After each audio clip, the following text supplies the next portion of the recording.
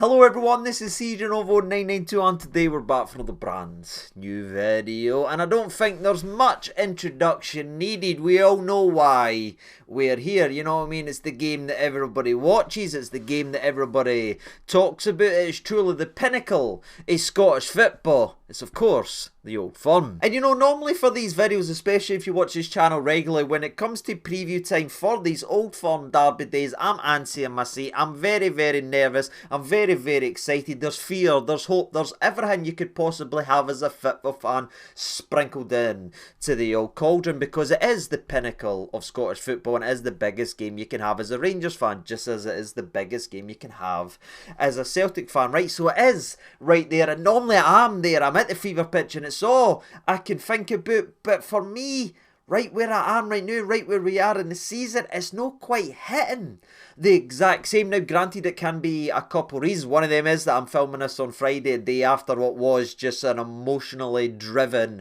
Thursday night. European magic, aye, but by God did they not put us through the ringers, and just emotions and the drama of that game getting through in the Europa League in terms of a penalty shoot, quarter-finals of another major European competition. It could also be the sprinkling of the fact that it is all over domestically. You know what I mean? There isn't that hope, there isn't that pool, there isn't that excitement. If we beat Celtic, we could do this and do this and this. League-wise, domestically, it's all wrapped up and handed to Celtic, considering how well they've been and how poor we've been. So it could be a mixture of everything, ladies and gentlemen, but at the exact same time, it's the Old Firm.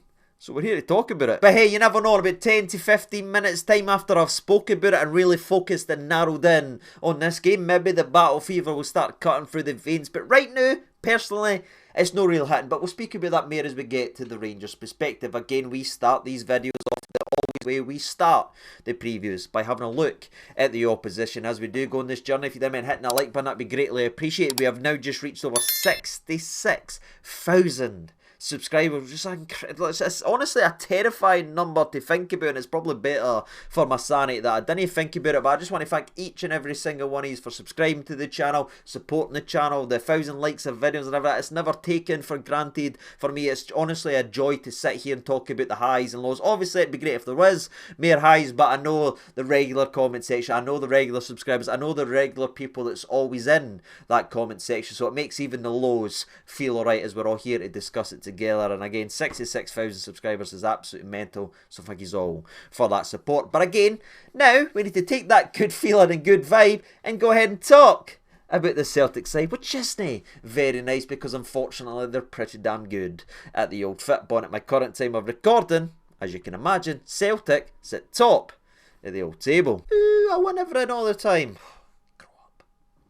And it's not only that they're top, it's the manner in which they're on top, as they sit 16 points clear of Rangers, and it's no longer, and it hasn't been for a while right enough, but it's no longer a matter of if Celtic will win the title, it's just obviously a matter of when, and that's been the way it's been for uncomfortably far too long this season. But they're edging closer and closer to yet another league title, and again, the way that they've played, they certainly deserved it, because you can continue to talk about how bad we've been, and we have been rotten. We'll talk about that more on the Rangers perspective, but if you look at the Celtic perspective at this point in my recording, they have played 29 games in terms of the league. They have lost just 2 of them. One of them was in January in an Old Firm game, by the way. I would love a repeat of that 3-0 scanting. That would make me very happy. And then after that slapdown, after their first taste of defeat, it took them a couple of weeks to taste it yet again, as they were surprised and shocked, as was most Scottish football fans, looking in as they went ahead and lost the Easter Road 2-1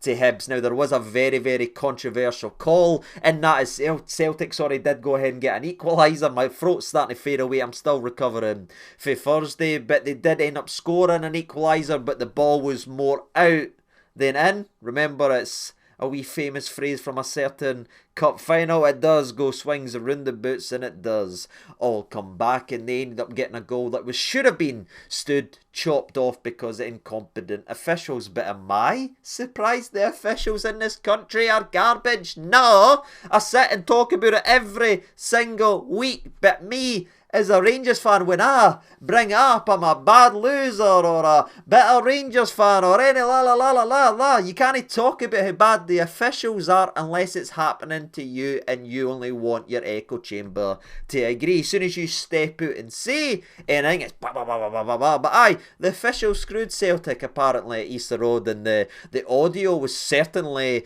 eye-opening and even made me go, that is brutal, but it's nae surprising when people can start letting go of their baggage and their hatred and stop doing their wee things and stop having their wee agendas against people. When you start to just sit and look at the one simple fact, what's holding Scottish football back?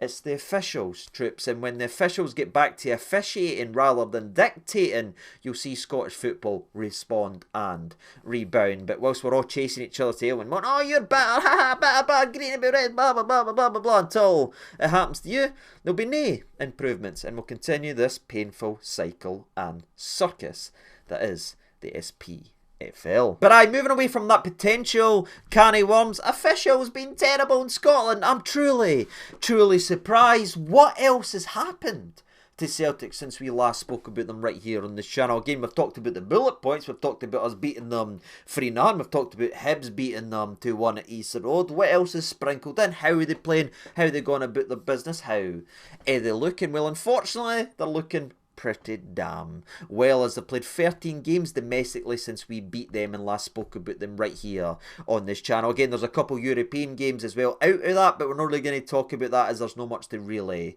dive into. So 13 games domestically has been played, in which they have won 11. They have drew 1, an entertaining game versus Dundee, by the way, up at Dens Park. You know what I mean? They just seem to struggle every other time, but they can really turn up versus the Old Firm, especially at Dens Park. And obviously the other wee anomaly in that line of results is the loss we've already talked about in Hibs. So that's them in terms of games, you know what I mean? 11 wins, 1 draw, 1 loss. But again, it's not just the stats. You have to dive in a wee bit deeper, and when you start to look a wee bit deeper, you can start to see why they are so successful and why again they are going to win another league title, because their blueprint of success of responding and rebounding from our loss has been scoring a hell of a lot of goals with a lot of attacking talented players having goals sprinkled about their squad. I mean, to put it into context, in the last 13 games that they've played since we last played them domestically, of course, they have went ahead and scored 45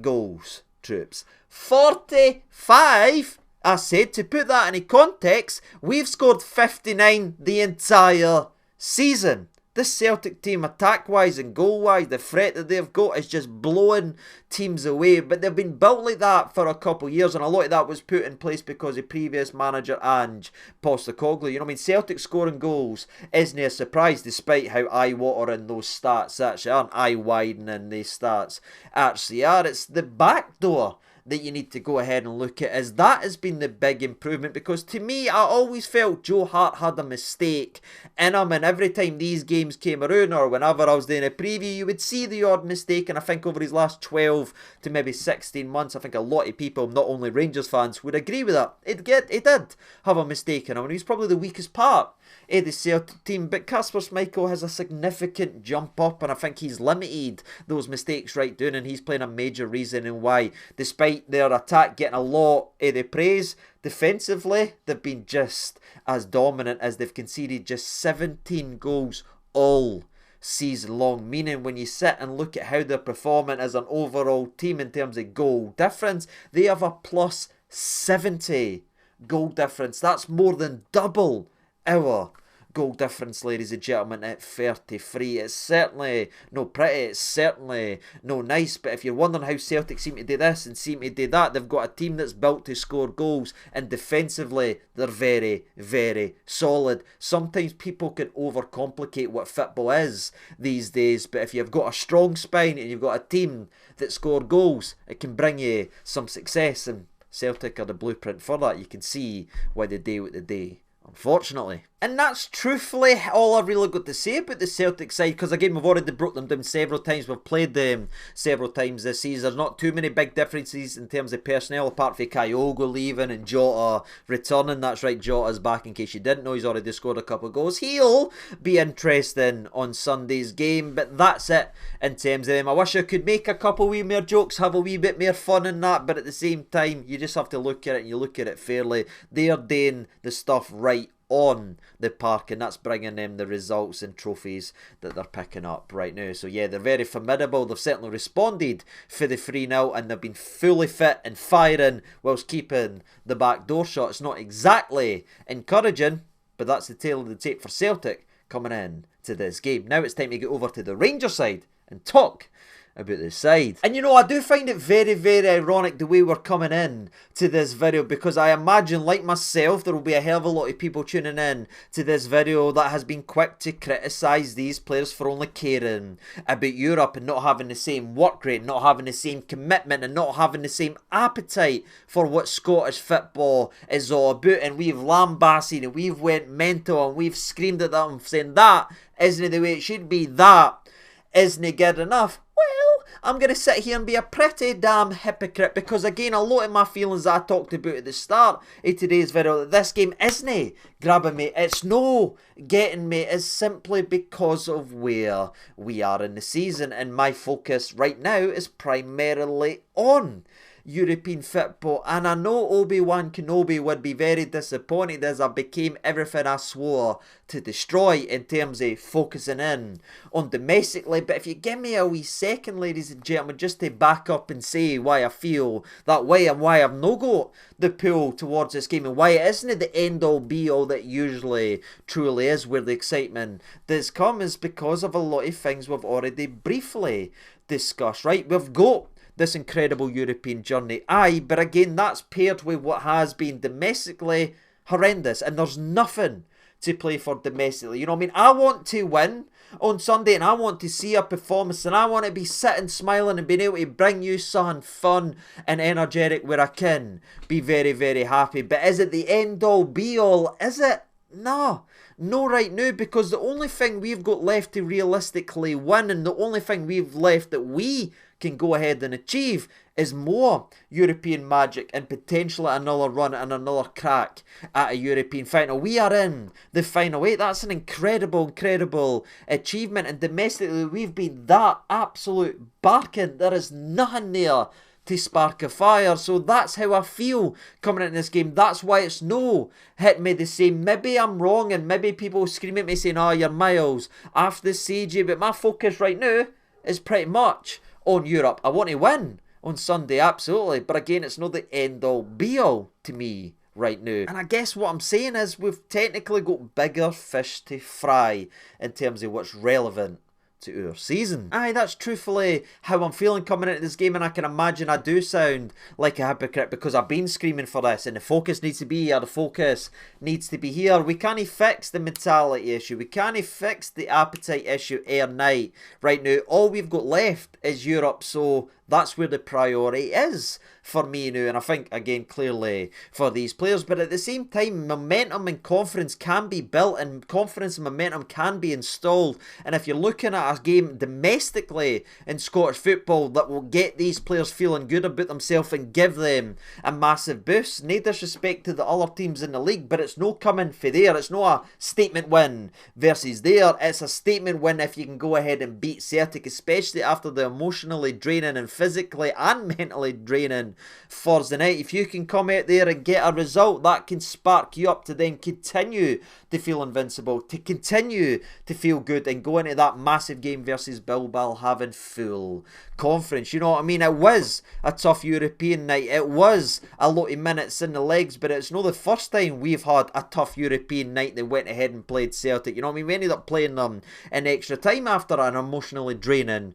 European night. Again, it can spark us, it can get us into life, and I think that played a big part in how we were able to again battle against the odds and get as far as we go. So it could potentially be a confidence maker. It's not the end all be all, but it would be a very, very nice game to win, to start making us feel pretty damn good. And if we're being fair, 50% of our team is suspended for the first game versus Bilbao, so a lot of these players need to keep their fitness up. And yeah, that's it in terms of the Rangers mindset. That's it in terms of my mindset coming again. I'd love to win, and I really hope we do, but again, it's no the end all be all. My focus and my dreams and my hopes, or what's left of them this season, don't come domestically anymore. It's all on that European dance floor. But moving away from that, where you can scream at me down in the comments section below and tell me I'm completely wrong, I do have some good news to bring you, and that is the fact that Rangers haven't got any major shake-ups in terms of injuries or suspensions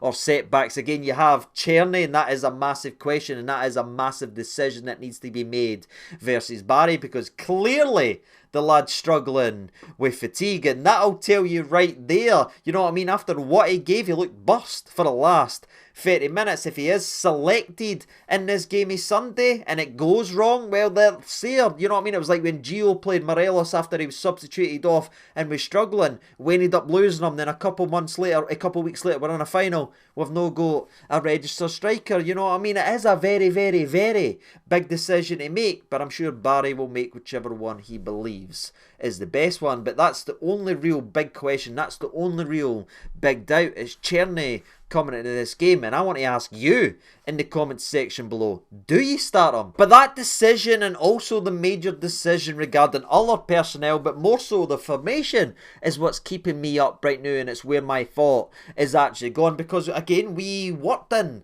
that formation, and I think it played to our strengths in a lot of ways. You know what I mean? The 3-5-2 or the 5-3-2, whatever people want to say. You know, it's three centre backs. You know what I mean? Let's stop arguing over wee individual details. It looks like a 3-5-2. It defends in a 5-3-2. That's the way football works, ladies and gentlemen. But does Barry continue that as it goes to Parkhead? I mean, if there's any team in Scottish football, if there's any stadium in Scottish football that you could potentially burst that European formation out for to play to that, it's probably that one right there. And it's probably at Parkhead versus this Celtic squad, because again, clearly they've never played against it. Clearly it gives Tavernier a wee bit more protection, especially against Maeda, who's red hot right now and scoring goals. And it also solidifies the middle of the park with Connor Barron, Raskin and Diamande, if Connor Barron can make it through. That is, again, you just never